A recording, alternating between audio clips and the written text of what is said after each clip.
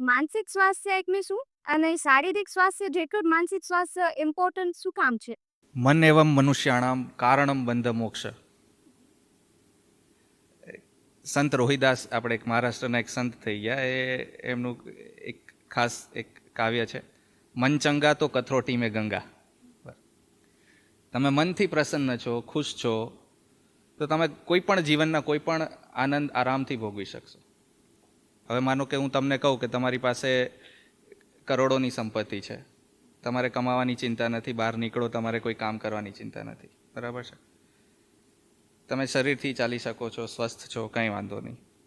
પણ એમ કે તમને ઊંઘ જ નથી આવતી, તમે સૂઈ નહીં શકો, બરાબર છે, કોઈ દિવસ સૂશો નહીં, અને મગજ આખો દિવસ સતત તણાવમાં જ ભરેલું રહેશે.